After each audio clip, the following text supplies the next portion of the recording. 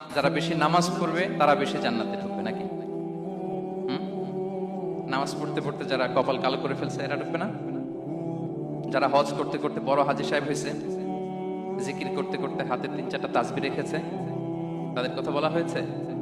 এগুলো নিঃসন্দেহে অনেক বড় আমল, কিন্তু সবচাইতে বেশি জান্নাতে প্রবেশ করাবে যে আমল, বিষ্ণু বললেন, এক হচ্ছে আল্লাহর ভয়, আরেক হচ্ছে সর্বোত্তম আচরণ।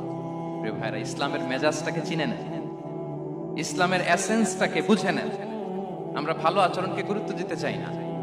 অনেক নামাজি লোক দেখবে নামাজ পড়তে পড়তে কপালে কালো দাগ ফেলে দিছে, বাসায় বউয়ের সাথে খারাপ আচরণ করে, খিটখিটে মেজাজের, প্রতিবেশীর সাথে শুধু ঝগড়া, কলিগদের সাথে ঝগড়া, মারামারি, দুঃসম্পর্ক, এরকম আছে না? নাই বলেন, আছে না?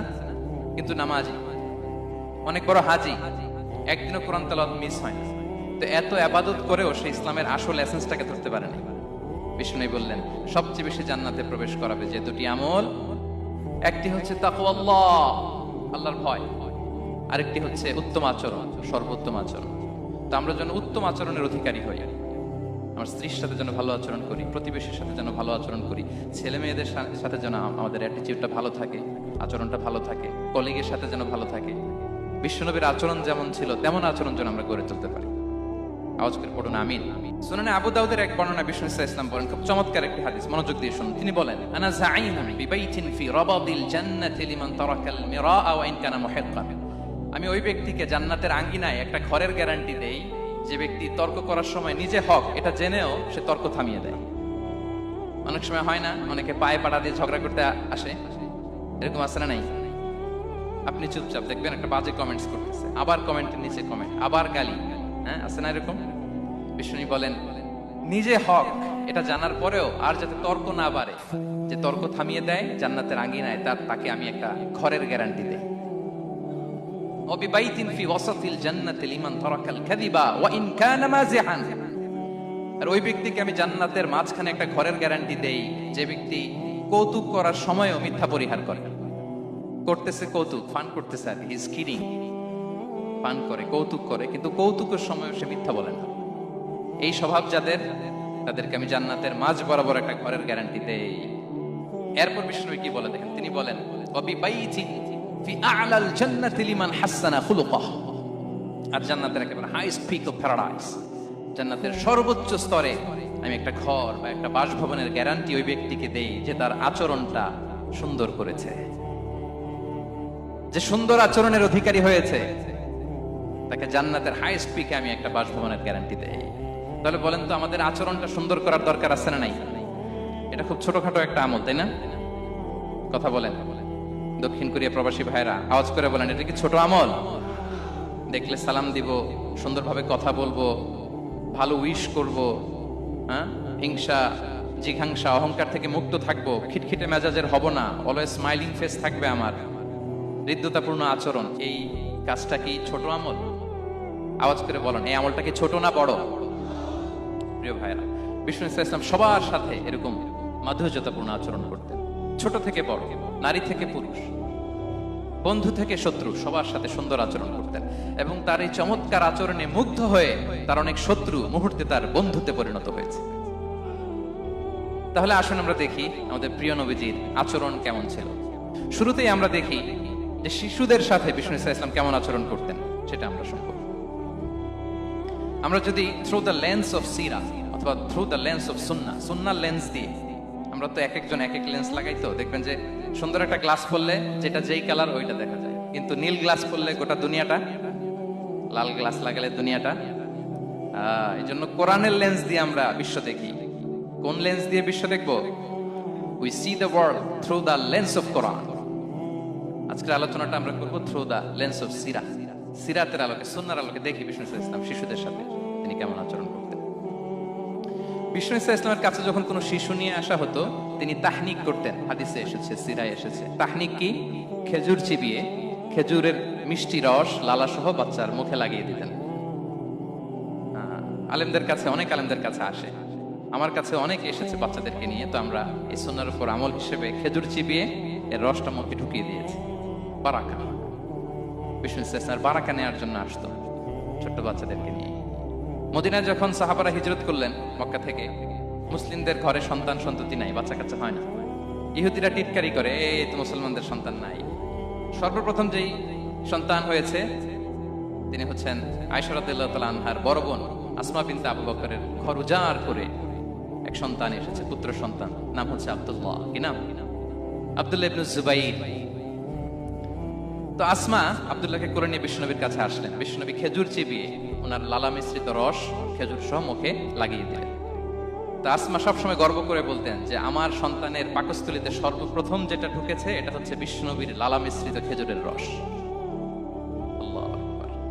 বাচ্চারা আসলে বিশ্বনবী তাহনিক করতেন, এবং এটা ল্যাবরেটরিক্যালি প্রুভড, সায়েন্টিফিক্যালি প্রুভড যে বাচ্চার জন্মের পরে এরকম মিষ্টি দিলে, স্পেশালি ডেটস নির্যাস যদি দেয়া হয়, তাহলে এটা তার ইমিউন সিস্টেম বাড়ায়, রোগ প্রতিরোধ ক্ষমতা বাড়ায়, তার ব্লাড সার্কুলেশন বাড়ায়, রক্ত সঞ্চালন বাড়ায়। বিশ্বনবী এটা করতেন। অনেক মায়েরা বরকতের জন্য বিশ্বনবীর কোলে বাচ্চা দিতেন। অনেক বাচ্চা বিশ্বনবীর কোলেই পেশাব করেছে, হাদিস সাক্ষী। ওখান থেকে মাসালা এসেছে, মেয়ে বাচ্চা পেশাব করলে কিভাবে ক্লিন হবে, ছেলে বাচ্চা পেশাব করলে কিভাবে ক্লিন হবে। বিশ্বনবী কোলে নিয়েছেন, পেশাব করে দিয়েছে ভরায়। আল্লাহু আকবার। বাচ্চাদের মাথায় তিনি হাত বুলিয়ে দিতেন। যেই বাচ্চার মাথায় বিশ্বনবী হাত বুলাতেন, ওই বাচ্চার মাথায় খুব বেশি বেশি চুল গজাতো। সুবহানাল্লাহ পড়বেন না? এক ভণ্ড, সেও ছিল নবী দাবিদার, মুসাইলামাতুল কাদ্দাব। সে নবীকে কপি করত, নবী যা যা করতো তাই করত। তো সেও তার এলাকায় অনেক বাচ্চাদের মাথায় হাত বুলাই দিতে শুরু করলো, যে মোহাম্মদ বাচ্চার মাথায় হাত বুলালে বাচ্চার মাথায় চুল বড় হয়, আমিও তাই করব। সে বলতো আমিও নবী। সে বলতো নবু আনি শুনলি ওয়ানি শুনলাকে মোহাম্মদ, হে মোহাম্মদ, নবু তোমার অর্ধেক আমার অর্ধেক।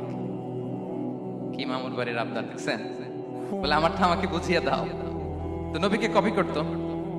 বিশ্বনবী কুয়ার মধ্যে লোনা পানির কুয়ায় থুতু ফেললে মুহূর্তে লোনা পানির কুয়া মিঠা পানির কুয়ায় পরিণত হতো। এই বদমাসটা যখন কপি করে থুতু মারছে ওদের এলাকার কুয়ায়, ওটা ছিল মিঠা পানি, ওটা মুহূর্তের মধ্যে লোনা পানির কুয়া হয়ে গেছে। তো বিশ্বনবীকে কপি করে সে তার এলাকার নবজাতক বাচ্চাদের মাথায় যখন হাত বুলিয়ে দিতে শুরু করলো, পরবর্তীতে দেখা গেল ওই বাচ্চাগুলো আজীবন ছিল টাক মাথা। চুল বাড়বে তো দূরের কথা, এদের মাথায় চুলই ওঠে নাই। আল্লাহু আকবার। মুজিজাতুন নবী। বিষ্ণু মাথায় হাত বুলিয়ে দিতেন, বাচ্চাদেরকে চুমু খেতেন। আপনারা বাচ্চাদেরকে কোলে নেবেন, আদর করবেন, চুমু খাবেন, বিষ্ণুবীর সুন্নাহ এটা। বাচ্চাদের সালাম দিতেন। মাঝে মাঝে বাচ্চাদের সাথে মজা করতেন, তাদের সাথে খেলাধুলা করতেন। বাসায় সময় পেলে এটা করবেন, ছেলেমেয়েদেরকে নিয়ে খেলতে নেমে যাবেন। শুধু বাচ্চাদের সাথে ফান করতেন এমন না, ভুল দেখলে শুধরে দিতেন। এক ছোট্ট বাচ্চা কোলে বসে খাবারের প্লেট থেকে এখান থেকে ধরে ওখান থেকে ধরে, তাও বা হাতে। বিষ্ণু বললেন, ইয়া গোলাম সামিল্লাহ, বিসমিল্লাহ বলো। কুল বিয়ামিনি, বা হাতে নয় ডান হাতে খাও। বা কুল মিম্মা ইয়ালিক, আর এদিক সেদিক থেকে নয়, তোমার সামনে যেটা আছে ওইটা খাও। সুবহানাল্লাহ। শুধরে দিতেন। সাদাকার খেজুরের স্তূপ ছিল, জাকাতের খেজুর। হাসান রাদিয়াল্লাহু তাআলা আনহু, বিষ্ণু ইসলামের দহিত্র, ছোট্ট মানুষ, হাঁটতে হাঁটতে যে খেজুরের স্তূপের দিকে খেজুর নিয়ে খেলতে যায়, হঠাৎ একটা খেজুর খেতে আরম্ভ করলেন। বিষ্ণু বললেন, থামো থামো, ওয়াক থু থু। আমরা যে বাংলা ওয়াক থু বলি, এটার আরবি হচ্ছে কিখ। এই নানা ভাই, রাখো রাখো রাখো। আলা তাআলাম ইন্না লা নাকুলুস সাদাকা। নানা ভাই, তুমি জানো না আমরা হাশিমি খানদানের, আমরা সাদাকার মাল খেতে পারি না। আঙ্গুল ঢুকিয়ে মুখ থেকে খেজুর বের করে দিলেন। সুবহানাল্লাহ। এভাবে ছোট্ট বাচ্চাদের ভুলগুলো শুধরে দিতেন, কারেকশন করতেন। সুনানে নাসাইতে এসছে, কানা রাসূলুল্লাহ সাল্লাল্লাহু আলাইহি ওয়াসাল্লাম ইয়াজুরুল আনসার, তিনি যখন আনসারীদেরকে ভিজিট করতে যেতেন, ফায়ুসাল্লিমু আলা সিবিয়ানিহি, আনসারী বাচ্চাদেরকে সালাম দিতেন। আপনারা বাচ্চাদের সালাম দেন তো নাকি? নাকি বাচ্চাদের সালামের জন্য বসে থাকে? অনেকে মনে করে যে আমি মুরব্বী হাজী সাহেব, 80 বছর বয়স, আমি তো শুধু সালাম পাবো, আমি দিব কেন? এরকম একটা ভুল ধারণা আছে না? সালাম শুধু ছোটরা দিবে, ব্যাপারটা কি এমন না? ছোটরা বড়দের দিবে, বড়রা ছোটদের দিবে, সবাই সবাইকে দিবে, ঠিক কিনা বলেন? ইনশাআল্লাহ বলেন সবাই। ওয়ায়ামসাহু বিরুসিহিম, বাচ্চাদের মাথায় হাত বুলিয়ে দিতেন। ওয়ায়াদউ লাহুম, তাদের জন্য দোয়া করতেন। তাহলে বিশ্বনবীর বাচ্চাদের সাথে আচরণ, ডিলিংস, ইন্টারঅ্যাকশন কেমন ছিল বুঝতে পেরেছেন? একবার এক নামাজে ওনার নাতিদেরকে নিয়ে হাজির হলেন, হাসান হোসাইন রাদিয়াল্লাহু আনহুমাকে নিয়ে। তো নামাজের এক সিজদায় বিশ্বনবী এমন লম্বা সময় সিজদায় পড়ে রইলেন, মাথা আর উঠান না। মুসল্লিরা তো অবাক, সাহাবারা ভাবলেন, হায় রে, নবীজি অসুস্থ হয়ে গেলেন নাকি, অথবা ওহী নাজিল হলো নাকি। নামাজ শেষে সাহাবারা জিজ্ঞেস করলেন, ইয়া রাসূলুল্লাহ, আপনি কি অসুস্থ হয়েছেন নাকি ওহী নাজিল হচ্ছিল? এত লম্বা সিজদা দিতে তো কখন দেখি নাই। বিশ্বনবী বললেন, না না, কুল্লুন যালিকা লাম ইয়াকুন, কোনটাই না, বরং ওয়ালাকিন নাবনি ইরতাহালানি, আমার নানা ভাই হাসান হুসাইন সিজদারত অবস্থায় আমার পিঠের উপরে উঠে বসেছিল।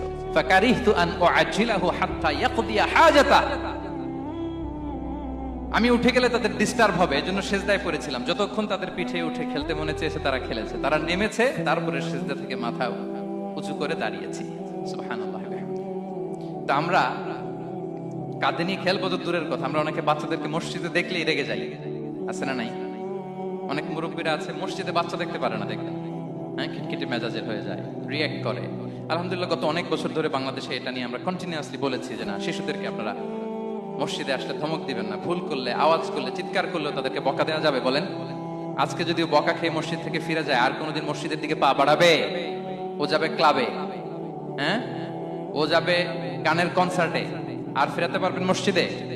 আর আসবে না। খবরদার, আপনার একটা ধমকের কারণে মসজিদমুখী কোনো শিশু যেন অন্যদিকে না যায়।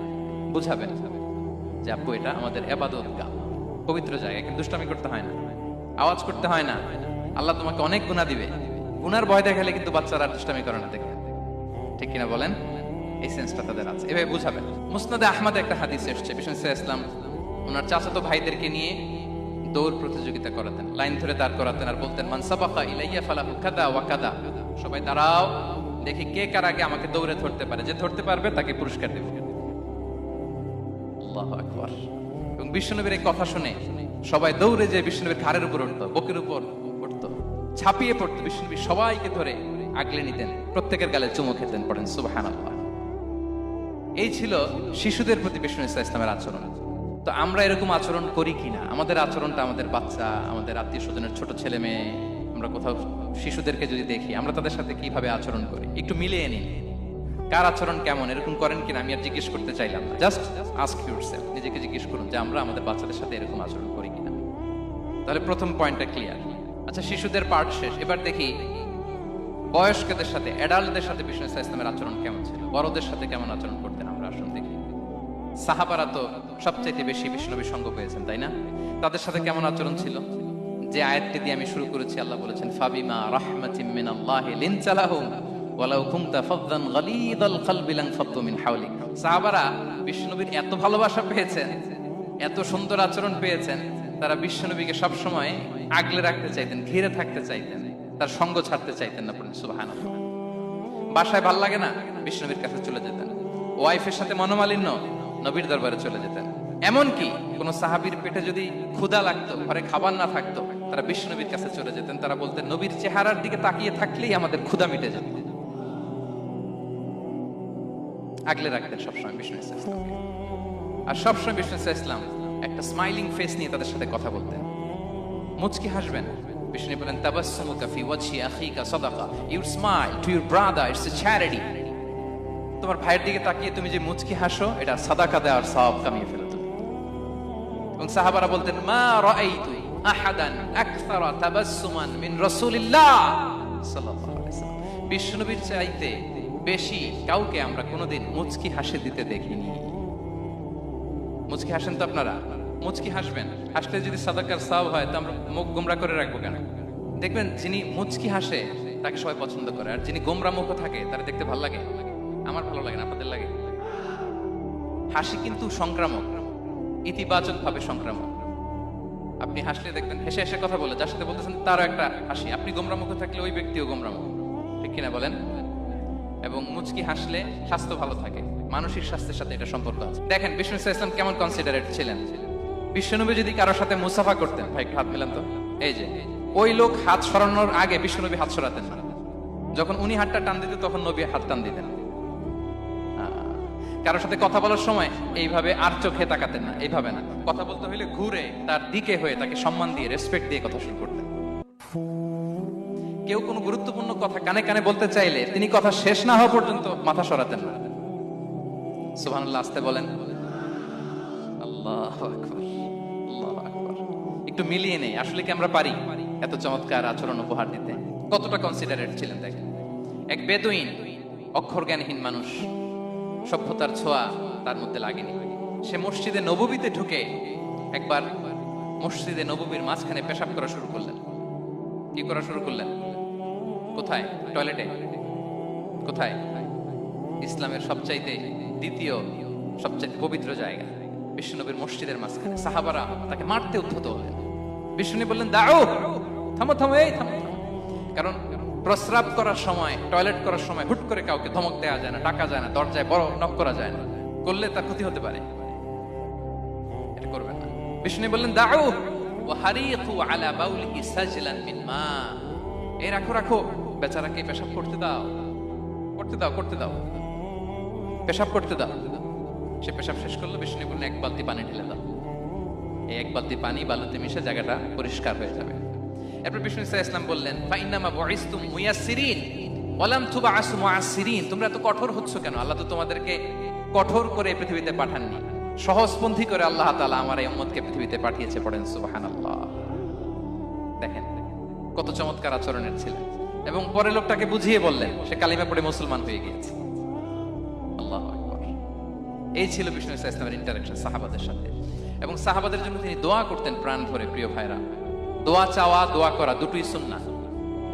প্রাণ ভরে তিনি সাহাবাদের জন্য দোয়া করেছেন। বিষ্ণু ইসলাম একবার ওয়াশরুম সেরে এসে দেখলেন কে যেন অজুর পানি রেখে গিয়েছে। জিজ্ঞেস করলেন, কে রেখেছে? বলা হলো, আব্দুল্লাহ ইবনে আব্বাস রেখে, ছোট্ট আব্দুল্লাহ।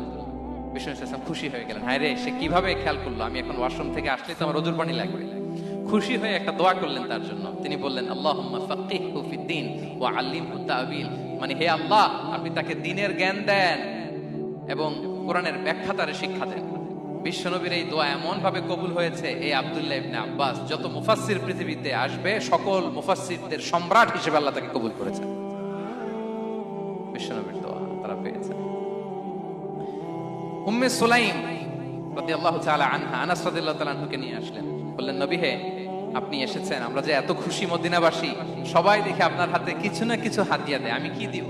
কিছু দেয়ার নাই, কিছু দেয়ার নাই, আমি গরিব মানুষ, আমি আমার নার ছেঁড়া ধন, কলিজার টুকরা আনাস, আমার শিশু সন্তানটারাই আপনারে হাদিয়া দিয়ে দিলাম। খোয়াই দিমুকা আনাস, নবী হে, সে আপনার ছোট্ট খাদেম হবে, আপনার কাজ করে দিবে। উদু আল্লাহ আলাহ, আপনি তার জন্য একটু দোয়া করেন। বিষ্ণু দোয়া করলেন, কি দোয়া করলেন? আল্লাহুম্মা আকসির মালাহু ওয়া ওয়ালাদা, আল্লাহ আনাসের সম্পদও বাড়ায় দাও, ওয়া ওয়ালাদা, তার সন্তানও বাড়ায় দাও। দেখেন এই দোয়ার কি বরকত। এই দোয়ার বরকতে আনাস বলে, মদিনাতে যত খেজুর বাগান ছিল সবগুলো খেজুর বাগানে বছরে খেজুর হতো একবার, কিন্তু নবীর দোয়ার বরকতে আমি আনাসের বাগানে খেজুর হতো বছরে 2 বার। আর ওনার সর্বসাকুল্যে ছেলে মেয়ে ছিল, কোন বর্ণনায় 78 জন, কোন বর্ণনায় 80 জন। আমাদের পুরো বংশে আছে 80 জন, কথা বলেন, আপনার পুরো গোষ্ঠীতে 80 জন আছে। ওনার শুধু ছেলে মেয়ে, একজনের ছেলে মেয়ে কয়জন? 80 জন। বিশ্বনবীর দোয়া কি ইন্টারেকশন দেখেন, একজন ট্রু লিডারের কি বৈশিষ্ট্য। তিনি সাহাবীদের ভালো গুণ দেখলে তাদেরকে উৎসাহিত করতেন, ইন্সপায়ার করতেন, প্রশংসা করতেন। আবু মুসা আল-আশআরী রাদিয়াল্লাহু তাআলা আনহু, তিনি রাত জেগে চমৎকার কণ্ঠে তেলাওয়াত করতেন। একদিন তার ঘরের পাশ দিয়ে বিষ্ণু নবী যাচ্ছিলেন। পরের দিন বললেন, আবু মুসা, আমি কিন্তু তোমার কণ্ঠ শুনেছি, বড় সুরেলা গলা তোমার। লাকাদ উতিতা মিজমারান মিন মাজামিরি আলি দাউদ, দাউদ নবীর গলায় আল্লাহ যে সুরের ঝংকার দিয়েছেন, এই উম্মতের মধ্যে আল্লাহ তোমার গলায় সেই সুরের লহরী ঢেলে দিয়েছেন। আচ্ছা বলেন, নবী যদি প্রশংসা করে যে তোমার তেলাওয়াতটা খুব সুমধুর হয়েছে, তার কেমন লাগবে বলেন তো? আচ্ছা নবী বাদ দেন, শায়েখ আব্দুর রহমান আস-সুদাইস এসে যদি আপনারে বলে তোমার কণ্ঠটা তো বড় মিষ্টি, কেমন লাগবে আপনার? আর স্বয়ং বিশ্বনবী যদি বলে, সুবহানাল্লাহ পড়বেন না? আল্লাহু আকবার। এইভাবে ইসলাম সাহাবাদেরকে উৎসাহিত করতেন। মাঝে মাঝে প্রশ্ন করতেন, তাদের অ্যাটেনশন গ্রো করার জন্য তিনি প্রশ্ন করতেন। একবার বলেন দেখি, কে বলতে পারে ইন্না মিনাশ শাজারি শাজারা লা ইয়াসকুতু ওয়ারাকুহা মাসালুহা মাসালুল মুমিন, একটা গাছ আছে, এই গাছের পাতা ঝরে না, এর দৃষ্টান্ত মুমিনের দৃষ্টান্ত। কে পারো দেখি? কোন সাহাবী পারে না, কারণ তারা ভাবতেছিল দূরের ওই সিরিয়ার কোন গাছ হবে, অমুক জায়গার মরুভূমির গাছ হবে, ঘরের পাশে যে খেজুর গাছ ওইটা আর কেউ হবে না। ভাবছে প্রশ্ন যেহেতু করছে, এত সহজ উত্তর হইলে তো প্রশ্ন করার কথা ছিল না। তারা এইটা বলে, ওইটা বলে, ক্যাকটাস, গুলমলাতা, ওই গাছ নই বলে না, ইন্নাহা আন-নাখলা, এটা খেজুর গাছ। কি গাছ? তো আব্দুল্লাহ ইবনে ওমর তখন খুব ছোট, তিনি মনে মনে ধরে ফেলছিলেন, কিন্তু ভয়ে বলে না। বাসায় যে ওমর রাদিয়াল্লাহু বলে, আব্বা আপনারা কেউ পারেন না, আমি তো জানতাম এটা খেজুর গাছ, তো বললা না যে? আব্দুল্লাহ বলে, আপনি পারেন না, অন্যান্য সাহাবারা বাপ চাচারা কেউ পারেন, আমি কেমনে কই? ওমর রাদিয়াল্লাহু বললেন, আজকে যদি তুমি বলতে পারতে, লাল উট পেলে আরবরা যে যত খুশি হয়, আমি তার চেয়ে বেশি খুশি হয়ে যেতাম। নবীর সামনে আমার বুকটা এত বড় হয়ে যেত। আল্লাহু আকবার। দেখেন, প্রশ্ন ছুড়ে দিয়ে মনোযোগ আকর্ষণ করতেন সাহাবাদের, রসিকতা করতেন মাঝে মাঝে।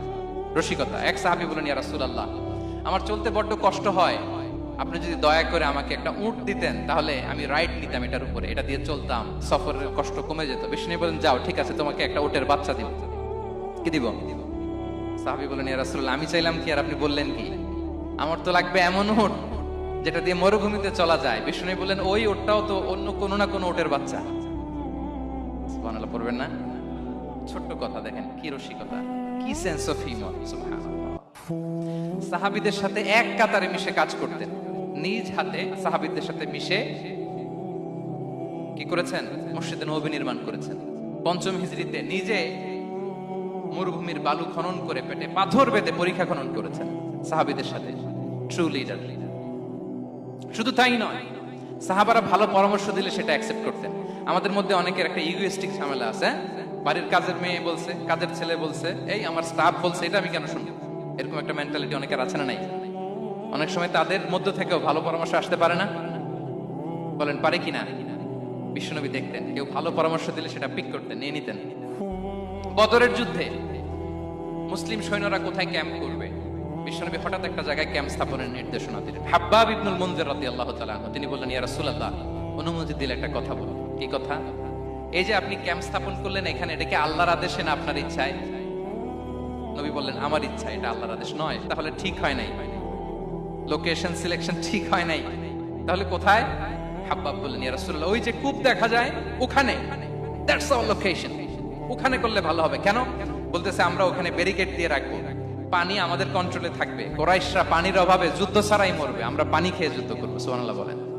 বিশ্বনবী সাথে সাথে হাব্বাবের কথা মেনে নিলেন, বলে যে না, আমি যে ডিসিশন দিয়েছি সৈন্যদের মধ্যে আবার ছড়িয়ে দাও, we should change our location. আল্লাহু আকবার। তাহলে সাহাবাদের সাথে ইন্টারেকশন কি ফ্র্যাঙ্কলি, কি ওপেন মাইন্ডেড। সুবহানাল্লাহ বিহামদি। তাহলে শিশুদের সাথে গেল, বড়দের সাথে, সাহাবাদের সাথেও গেল। আল্লাহ। আচ্ছা, 3 নম্বরে স্টাফের সাথে, কর্মচারীর সাথে, সেবকের সাথে বিষ্ণু ইসলাম কি আচরণ করেছেন? বিষ্ণু ইসলামের অনেক খাদেম ছিল, সিরাতে এসেছে। সবার কথা তো বলা যাবে না, একজনের কথা বলি, আনাস রাদিয়াল্লাহু তাআলা আনহুর কথা। আনাস, লক্ষ্মীপুরে আমি এক জায়গায় ওনার কোন একটা ওয়াজ করতে যাই, আমি বললাম, আনাস নামটা কেমন লাগে? কারণ অনেকে বাচ্চা নিয়ে এসে বলে, হুজুর নাম রেখে দেন। তাই আমি বললাম, আজকে এখানে নাম দিয়ে দেই আনাস। এই বছর এই লক্ষ্মীপুরে যত বাচ্চা হবে, যাদের মনে চায় আনাস রেখে দিয়ে। 3-4 বছর পরে শুনি আনাস দিয়ে লক্ষ্মীপুর ভরে গেছে। অনেকে আমাকে জানাইছে ছেলের নাম কি আনাস।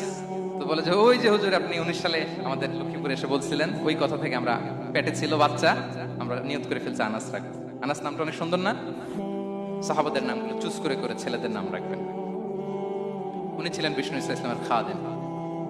কোনদিন তিনি কোন ওনার স্টাফকে, সেবককে, খাদেমকে মারধর করেন নাই, কোনদিন না। আমরা তো পান থেকে চুন খসলে, আল্লাহ, বাংলাদেশে ওই যে লোহার খুন্তি গরম করে কাজের মেয়ের পিঠে শাকা দেয়া হয়, এরকম আছে না নাই? ডাকাত বলেন,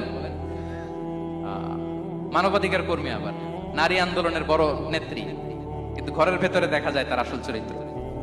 কারো আসল চরিত্র যদি জানতে চান, কয়েকটা জায়গায় নক করলে জানা যায়। এক হচ্ছে তার বউ, তার ব্যাপারে কি বলে, তার স্ত্রী। এরপর তার ড্রাইভার কি বলে, তার ঘরের কাজের মহিলাটা কি বলে। এদের কাছে নক করলেই আপনি বড় সাহেবের আসল তথ্য পেয়ে যাবেন। কথা বুঝতে পেরেছেন? আনাস রাদিয়াল্লাহু তাআলা আনহু বলেন, খাদিমতুন নবিয়্য 10 সিনিন ফামা ক্বালা লি উফ ফামা ক্বালা লি লিমা সানা'তা ওয়ালা লিমা লা সানা'তা। আমি 1 বছর 2 বছর নয়, 10 বছর বিশ্বনবীর খাদেম ছিলাম। আওয়াজ করে বলেন তো, কয় বছর? একদিনের জন্য আমার কোনো কাজে বিরক্ত হয়, উফ, ইস, আহারে, বিরক্ত হয়, আমরা এগুলো বলি না? একদিনের জন্য বলেন, একদিন, একটি মুহূর্তের জন্য। এই 10 বছরে একটিবারও প্যারা নবীজি বলেন নাই, আনাস এটা কেন করলে? একবারের জন্য বলে নাই, আনাস এটা করলে না কেন? একবারের জন্য তিনি বলেন। আনাস রাদিয়াল্লাহু তাআলা আনহু বলেন, একদিন একটা কাজে, সম্ভবত জুব্বা আনতে আমাকে বিষ্ণু পাঠিয়েছিলেন। আমি ছোট মানুষ, জুব্বা আনতে যে ভুলে আমি মদিনার বাচ্চাদের খেলা দেখতে আরম্ভ করলাম। বাচ্চারা রাস্তায় খেলাধুলা করে না? বিষ্ণুনবী যেটা আনতে পাঠিয়েছে ওইটা না এনে ভুলে, ছোট মানুষ তো, সেও দাঁড়িয়ে দাঁড়িয়ে মদিনার ছেলেমেয়েদের খেলা দেখতেছে।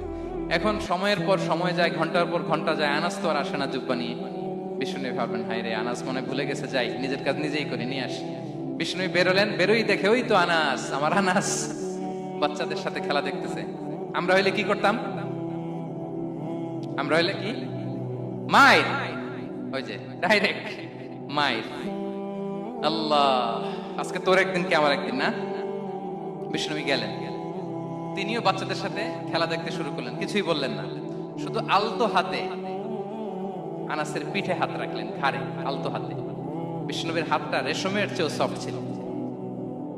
হাত রাখলেন, হাত রাখাতে আনাস রাদিয়াল্লাহু তাআলা আনহু ফানাযারতু ইলাই, তিনি বললেন আমি পিছনের দিকে তাকালাম, বিষ্ণুনবীর দিকে আমি তাকালাম, হঠাৎ করে দেখলাম যে বিষ্ণুনবী।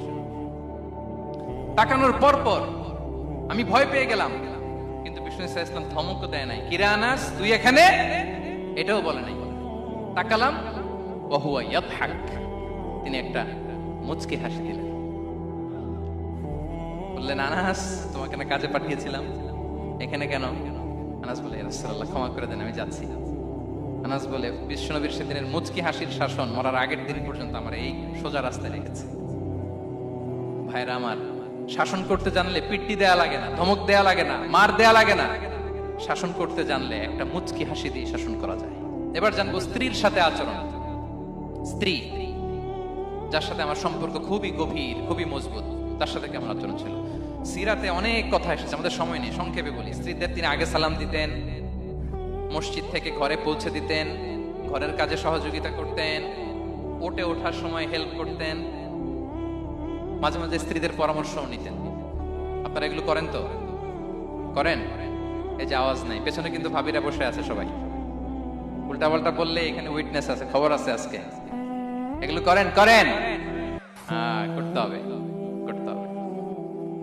বিষ্ণু ইসলাম নিজ হাতে ঘরে উটের দুধ দহন করতেন, রুটি সেকা দিতেন, কাপড় সেলাই করতেন, এই কাজগুলো করতেন। এবং আম্মা জান আয়েশা রাদিয়াল্লাহু তাআলা আনহাকে এত ভালোবাসতেন, তিনি বলেন আমি গোশত খেয়ে ওটার হাড্ডিটা রেখে দিলে বিশ্বনবী আমার খাওয়া হাড্ডিটা নিয়ে আবার চষতে শুরু করতেন। আমি গ্লাসের যেখান দিয়ে পানি খেতাম, পেয়ালার খুঁজে খুঁজে বিশ্বনবী ওই জায়গায় ঠোঁট লাগিয়ে পানি খেতেন। মাইমুনা রাদিয়াল্লাহু তাআলা আনহা বলেন যে আমি আর বিশ্বনবী এক বালতি থেকে মগ দিয়ে পানি নিয়ে দুজনে গোসল করেছি। আল্লাহু আকবার, কি চমৎকার আচরণ। এবং স্ত্রীদের নিয়ে তিনি সফর করতে বেরোতেন। একবার রাত্রিবেলা বিষ্ণু ইসলাম এবং আম্মা জান আয়েশা রাদিয়াল্লাহু তাআলা আনহা, বিষ্ণু বলেন চলো তো আমরা একটু দৌড় দেই, এক্সারসাইজ হয়ে যাবে। দুইজনে দৌড় দিলেন। তখন আম্মা জান আয়েশা রাদিয়াল্লাহু তাআলা আনহা একটু স্লিম ছিলেন, তো দৌড়ে বিশ্বনবী পিছে পড়ে গেলেন, আম্মা জান আয়েশা ফার্স্ট হয়ে গেলেন, আগে চলে গেলেন। বড্ড খুশি, উনি বিশ্বনবীকে হারিয়েছেন। আবার অনেক বছর পরে, তখন সময়ের ব্যবধানে আম্মা জান আয়েশা একটু হেলদি হয়ে গিয়েছেন, আগের মতো আর চিকন নেই। আবার বিশ্বনবী এক রাতে বললেন আয়েশা চলো আজকেও একটু এক্সারসাইজ করি, দৌড় দিই। দুজন মিলে দৌড় দিলেন। আজকে বিশ্বনবী আর আম্মা জান আয়েশাকে চান্স দেন নাই, তিনি জোরে দৌড়ে আম্মা জান আয়েশাকে রানার আপ করে দিলেন, উনি ফার্স্ট হয়ে গেলেন। এরপর কি বললেন জানেন? সুনান আবু দাউদের হাদিস, তিনি বললেন ইয়া আয়েশা হাদিহি বিতিলকা সাবকা। দেখেন বিশ্বনবী মনে রাখছেন, নোটে রাখছেন। বিশ্বনবী বললেন আয়েশা ওই যে এত বছর আগে কোন এক রাতে মরুভূমিতে দৌড়ে আমাকে হারাইছিলা, আজকে ওইটার বদলা নিয়ে নিলাম। তিলকা সাবকা, ওইটার বিনিময়ে এটা। ওই দিন তুমি জিতছিলা, আজকে তোমার উপর আমি জিতে গেলাম। কি হৃদ্যতা ছিল, কি সম্পর্ক ছিল স্ত্রীর সাথে। তাই বলে মনে করবেন না যে কোনো মনোমালিন্য হতো না, হতো। মানবিক যে ব্যাপারগুলো মাঝে মাঝে একটু ছোটখাটো মিষ্টি ঝগড়া, একটু মনোমালিন্য, এটাও হতো। এবং বিশ্বনবী এটাও টের পেতেন। তিনি বলতেন আয়েশা ইন্নী লা আ'লামু ইযা কুনতি আলাইয়া গাদবা ওয়া ইযা কুনতি আলাইয়া রাদিয়া। আয়েশা কখন তুমি আমার উপর রেগে থাকো আর কখন খুশি থাকো সবটাই কিন্তু আমি টের পাই। মজান আয়েশা অবাক হলেন, কি করে টের পান? বিশ্বনবী বলেন যখন তুমি আমার উপর খুশি থাকো তখন দোয়ার সময় বলো লা ওয়া রাব্বি মুহাম্মদ, তুমি বলো হে মুহাম্মদের রব আল্লাহ, মদিনার উপর রহম করেন, আমাদেরকে ক্ষমা করেন। হে মুহাম্মদের রব, আমাদের ক্ষমা করেন, এইভাবে দোয়া করো। আর যখন তুমি রেগে থাকো তখন আমার নামটা মুখ দিয়ে নিতে চাও না,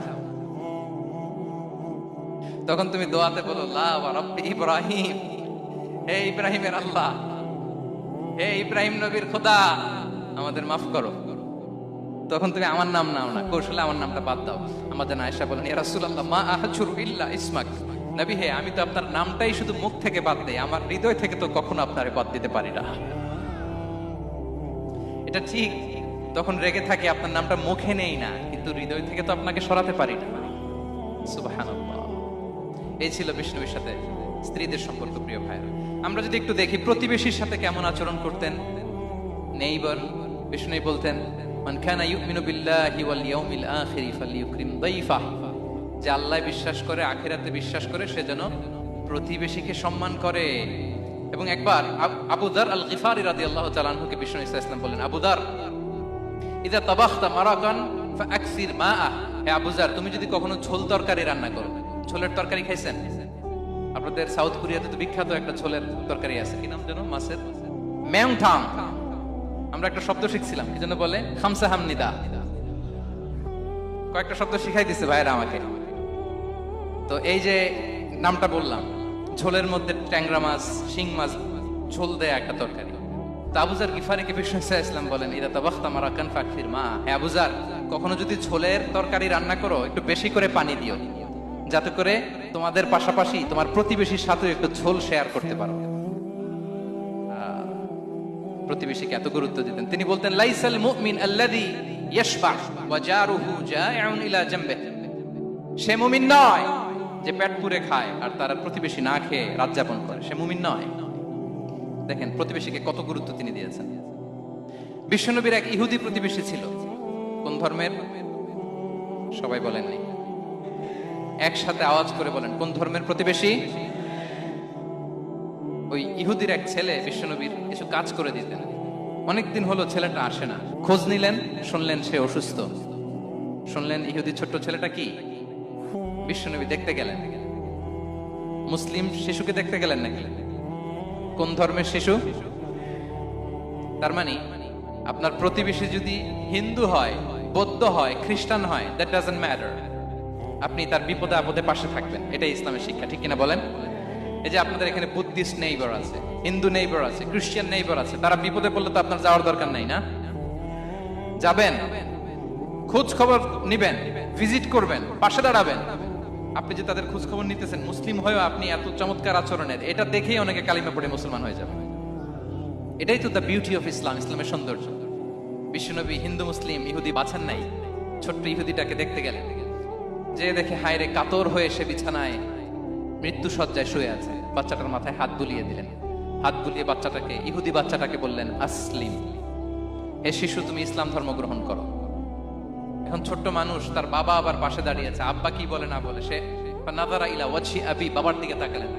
তা বাবা বলে, আতিয়া আবুল কাসিম, মানে বিষ্ণু ইসলামের কুনিয়াত, বড় ছেলে ছিল কাসিম, তাকে বলা হতো আবুল কাসিম। ইহুদি বাবা বলল, মুহাম্মদ যা বলে তাই করো। সাথে সাথে সে বলল, আশহাদু আল্লা ইলাহা ইল্লাল্লাহ ওয়া আশহাদু আন্না মুহাম্মাদুর রাসূলুল্লাহ। বিশ্বনবী বের হওয়ার সময় বললেন, আলহামদুলিল্লাহিল্লাযী আনকাযাহু মিনান নার। প্রশংসা সে আল্লাহ, যে একটু আগে জাহান্নামী হওয়ার কথা ছিল, মুহূর্তে কালেমার মধ্য দিয়ে তাকে জান্নাতি বানিয়ে দিলেন। দেখেন প্রতিবেশীর সাথে কি আচরণ। ইহুদি প্রতিবেশীর পাশে দাঁড়িয়েছেন, অসুস্থ, ভিজিট করেছেন।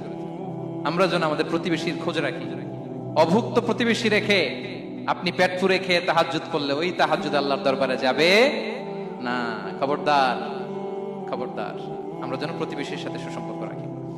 এবার যুদ্ধবন্দীদের সাথে বিষ্ণু ইসলাম কেমন আচরণ করেছেন। যুদ্ধবন্দী, POW, প্রিজনার অফ ওয়ার। যুদ্ধবন্দী পর্যন্ত যুদ্ধ হয়েছে, প্রতিপক্ষ হেরেছে, আমরা জিতেছি, তাদেরকে বন্দী হিসেবে আমরা পেয়েছি। তাদের সাথে ইসলাম কি আচরণ করতে বলে। আমরা তো অনেক যুদ্ধবন্দীদের ইতিহাস জানি পৃথিবীতে। আবু গারিব কারাগারের কথা শুনেছি আমরা ইরাকে, ঠিক কিনা?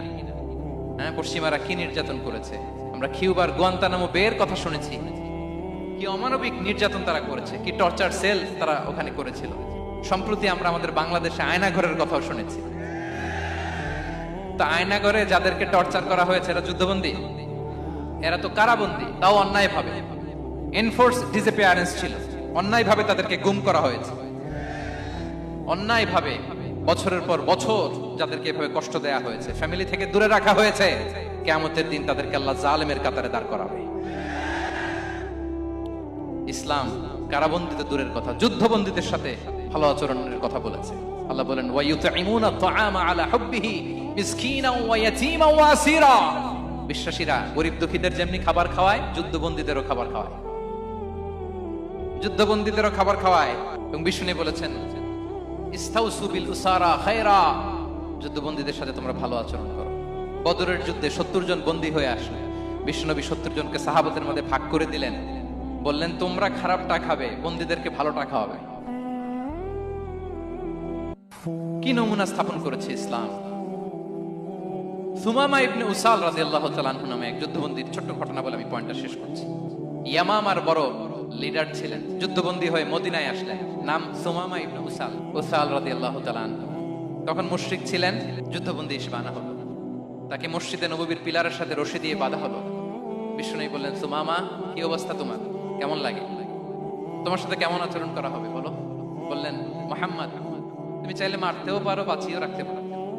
বিষ্ণু বললেন, সুমামা এ দুনিয়াটাই শেষ নয়, আখিরাতে বিশাল এক জগৎ পড়ে আছে।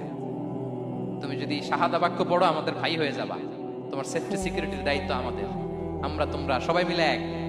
তারপর একে একে বিশ্বনবী তার সাথে ইসলামের সৌন্দর্যগুলো তুলে ধরলেন, সালাত কি, জাকাত কি, এগুলো বুঝালেন। বাড়িতে যেয়ে বললেন সবচেয়ে ভালো খাবার রান্না করো, একজনকে দিয়ে মসজিদে পাঠালেন। যুদ্ধবন্দির সাথে কি আচরণ দেখছেন। এরপরের দিন বিশ্বনবী আবার তাকে ইসলামের দাওয়াত দিলেন। এরপর বাড়িতে এসে একজনকে বললেন, যাও আমার ওই উটের দুধ দহন করে তাকে এক পেয়ালা গরম দুধ দিয়ে আস। আমরা জামাইকেও তো এরকম সমাদর করি না, কি বলেন।